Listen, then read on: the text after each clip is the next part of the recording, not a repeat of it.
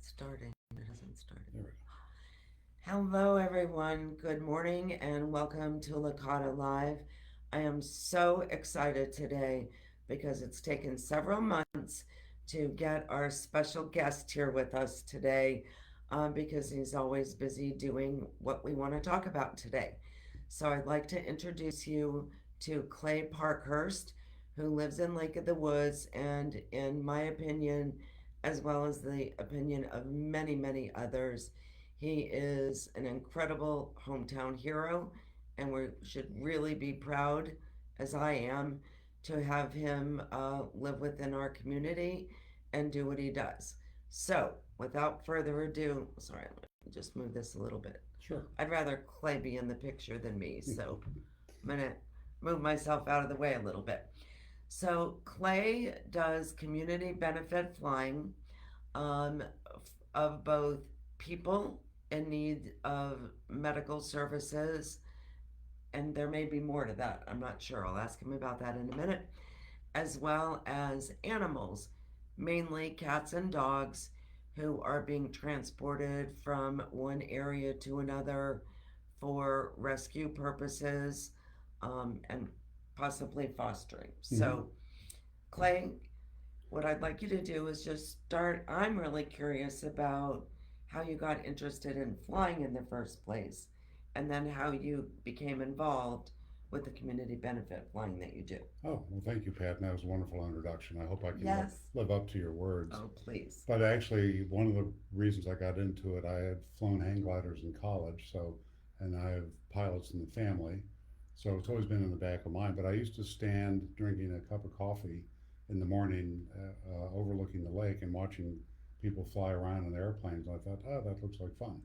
So that's kind of why I ended up doing it. Plus, my wife is a little bit of a late sleeper, and I thought, oh, I could go to the airport, fly around, and get back in time to make her a coffee, and she wouldn't even know I was gone. So that was kind of how I got into it, and then got my license about 5 years ago, 2019, in California. Actually, there's sort of everything has a story, but I got my license in 2.5 weeks. Flew aerobatics for the first year and a half because I didn't really have a purpose for flying. Bought an aerobatic trainer, took lessons from a guy at Orange Airport for a while, joined the aerobatic club at Warrenton, and then competed in one competition. This was during COVID, so all the competitions were mostly canceled. And then got my IFR ticket, which is the next credential as a private pilot, and started looking at taking longer trips and thinking, well, what can I do? Since I already live at my weekend house, there's no weekend house to fly to. And I found that there's a whole chain of high risk animals in the deep south that are at high kill shelters, so they're all full. When they get new dogs in, they have to get rid of the other dogs somehow, which is euthanasia, is one thing. And all the rescuers and adopters and fosters tend to be in the north. And this is true whether it's the southeast, Texas, or even in California. So there's road transports, there's people who drive them, and there are some nonprofits that have planes that fly, and then there's a whole bunch of private pilots, and we organize through a website called Pilots and Paws, and the sender will say, I've got 10 puppies that can fly on Tuesday from this part of Georgia, and we found a foster agency in New Hampshire, and who can take the trip. And so I started doing that, and that really got me more into cross country flying. And then I saw a brochure at an airport for a thing called Angel Flights, which is to help people who need to travel to get medical care. Oftentimes, there's a lot of compelling use cases, but a lot of people are very rural and sometimes financially under stress. They don't. It would take them 12 hours to drive, or they don't have a car and they can't afford the commercial transportation to get to a medical center. So a lot of people from rural. Um, the second case is people have very rare diseases, and the specialist is either Johns Hopkins or in Boston or Cleveland Clinic, and they live in North Carolina and they just can't get there, or they have to go every week or every 2 weeks for treatment. And so we fly the patients for free through Angel Flight, not for profit. And there's about 12 of them around the country. They're sort of geographically organized. We also fly veterans and their service dogs, sometimes to PTSD camp, We fly human trafficking victims sometimes from, where they are to a safe shelter someplace. So there's lots of different human flights as well. Are human and animal flights ever combined? Oh, that's my specialty. Oh, So of course I always ask the humans, do you mind if we bring, some puppies or whatever? But those have turned out to be the most fantastic, especially if you have children I was and gonna say, I puppies. would So imagine that yeah, that's a lot of just, children that I fly have very rare cancers, and they have to go to clinical trials that are always on the other side of the country, and puts an extreme burden on the family because they want to keep the family together. But if we can bring a puppy along, that makes a much more pleasant flight. I would Yeah. imagine so. So how how many animals and people have you flown? So when did you start doing this? In 2024? No, it's like 20, 2021, I think, is my 2021. first dog flight, Okay. and it's several thousand animals by now, as a matter of fact, I think. And I sort of do annual statistics. I can't remember. I think I did 105 angel flights last year. And I don't know how many. That was probably 250 people. So how many hours have did you fly last year? Do you I know? flew about 1,150 Oh hours. my gosh. The average private pilot flies 75 to 100 hours a year, so I fly quite a bit. You most certainly do. As a matter of fact, I want to make sure I say this correctly. Um, oh, of course, I just lost it. I, But I was so I prepared. still have a full time job, and my company's been wonderfully supportive.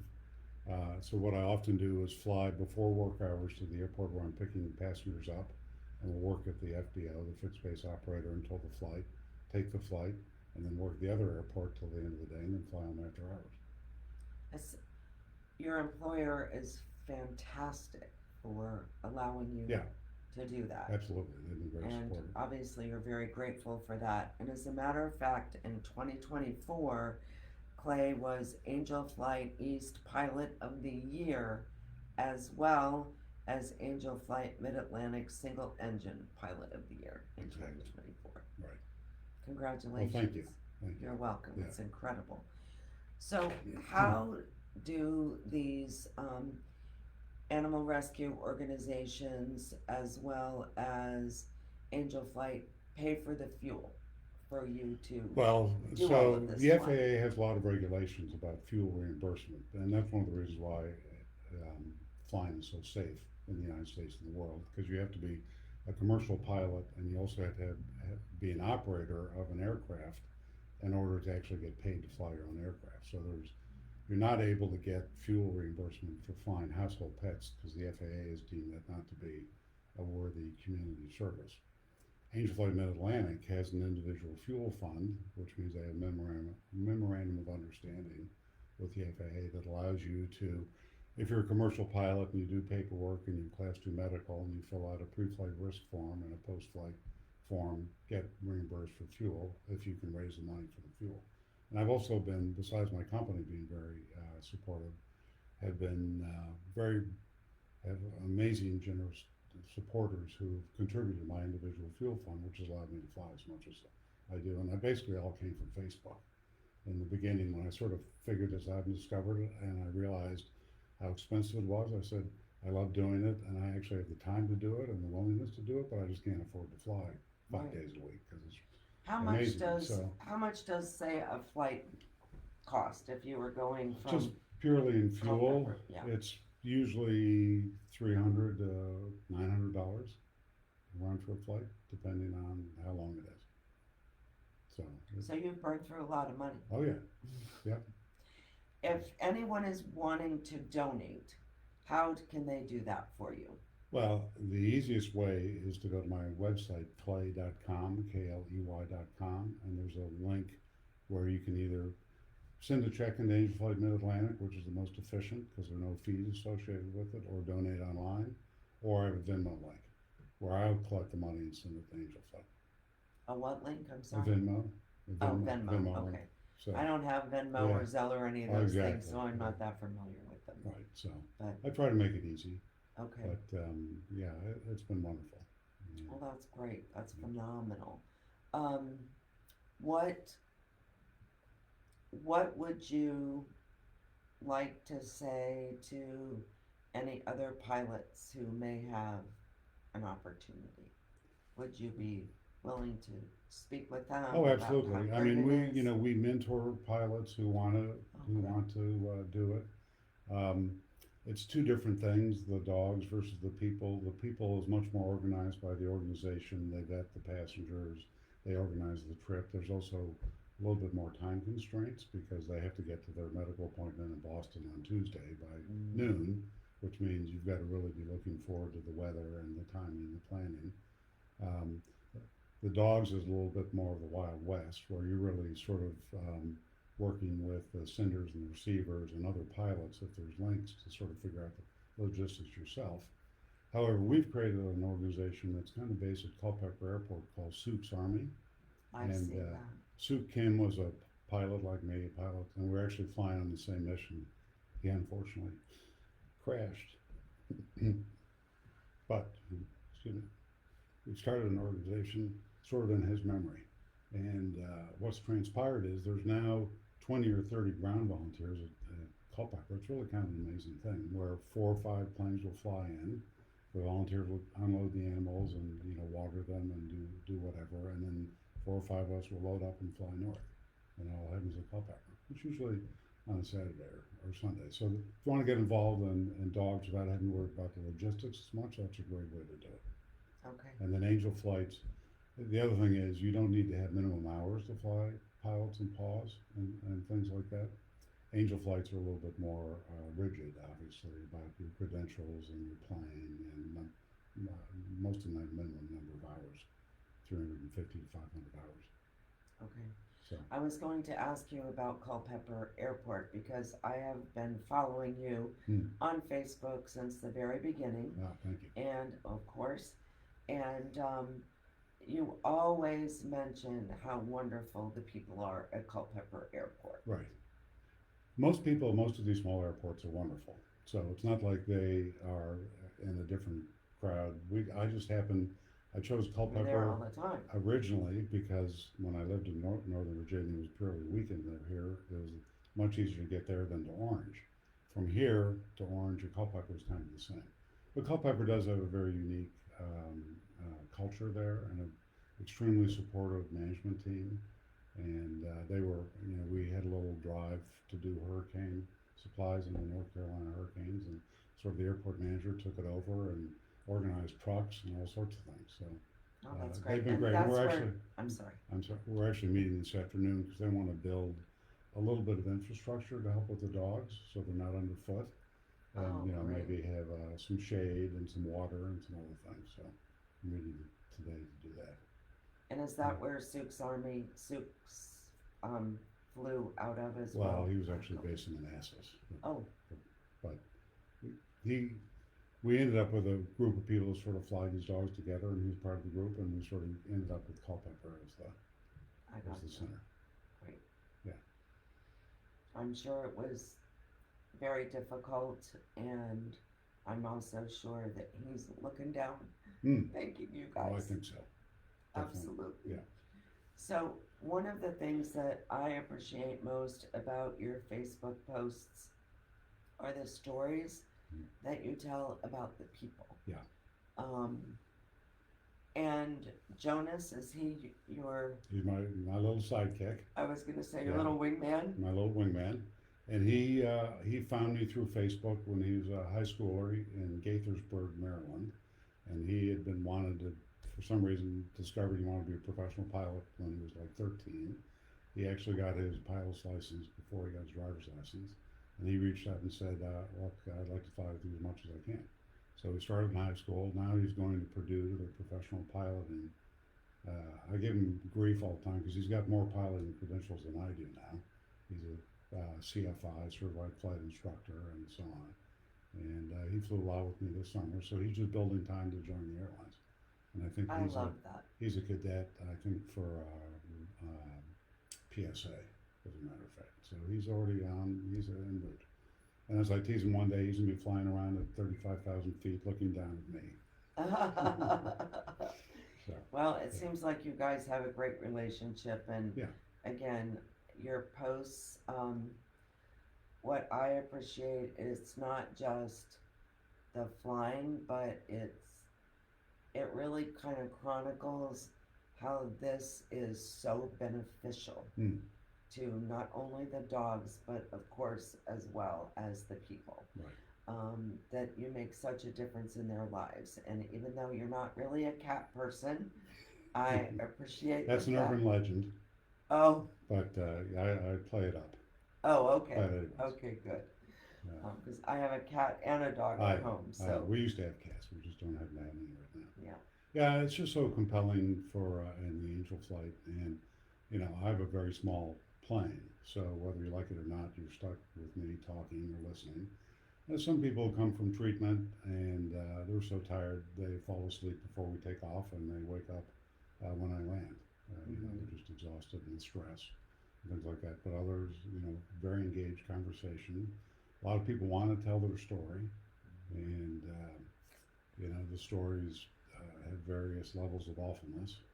But the one thing is, for these people who find angel flights, they are persistent. They are fighting.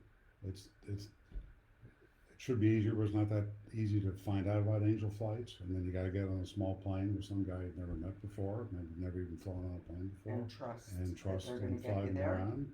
And so they're really strong people. Are there many people that you've flown many times? Mm-hmm. Yeah, some So I've they're flown regulars, so to 20 or speak. 30. There's one lady I fly her regularly from Virginia Beach to Raleigh. It's only a 3-hour drive, so without traffic. So she could drive it and does drive it if the weather's bad with flying or whatever. But here's the thing: she has to go every 3 weeks for treatment for the rest of her life. Has kids at home. At the After treatment, well, treatment's usually first thing in the morning. She'd have to drive the day before, oftentimes, and then after treatment, she doesn't know how she'll be. Sometimes she's fine. Sometimes she says she feels high. Sometimes she's so tired she sleeps. So she couldn't drive home, you know, um, reliably after. So that's 3 days out of your life every Yeah. 3 weeks when you have if you have an hourly job where you only get paid when you work and your kids at home, so angel flights is very, that's a terrific lifestyle improvement for someone like that, Oh my gosh, you know. yes. And there are other people that can't fly commercial because they're immunocompromised, or they have 17 pieces of medical equipment and food and things like that. In fact, one guy I flew, they actually literally had 17 pieces of luggage. They were going to Children's Hospital Pittsburgh, and I dropped them off, flew back, and as I was unloading the plane, I found his food. He had central line, and I called the lady and said, "Oh my God, the only way to get that food, specially formulated, is I had to check him into the ER, go through this whole thing." So I just flew back, but luckily only an hour and a half flight. So, and there's people who are immunocompromised, but mostly people who just it'd be a 12-hour travel day to get Yeah. medical care. And it's just think about the stress of the scheduling, your disease, the insurance, and the travel is, if you can Well, take the travel stress out of it, that's what makes a big difference. that's the thing. I mean, if you have some kind of chronic or really serious illness that requires that kind of treatment, what a relief it is to not have to worry about how you're going to get to this treatment when Yeah, it's only in certain areas. yeah. And even if you are financially in an okay position, if you have a child who has cancer, for example, and you want the mom, the dad, and the sister to go, you talk to one family, they were spending $10,000 a month on travel, Oh my God. which is Well, unsustainable. Angel Flights is definitely aptly named Mm. because you and everyone else who devote your time to doing this are true Oh, angels. thank you. You're Yeah, welcome. no, well, I feel a little guilty about it because I think I might get more out of it than the passengers do in terms of just the reward of being able to fly, but also being able to help people. That's sort of something I discovered later in life. And I'm sure that as you do it, probably that feeling grows because you do see what kind of a difference you are Right. making in the lives of people and, of course, of Yeah. our animals. We can't forget our Of animals. course not. So, again, if anyone would like to donate, and I really hope you do, please go to clay.com. That's KLEY.com. And I'm sure if there are a couple different options on your Yeah, website of exactly. how people can donate. And again, if you're a pilot, please take it from this guy, Pilot of the Year 2024 for Angel Flight, that it will make you feel better. Thank you so much. And Clay, thank Well, you. thank you, Pat, I so much appreciate it. for having me. Oh, I you're really enjoyed welcome. it. I Thank you. appreciate it.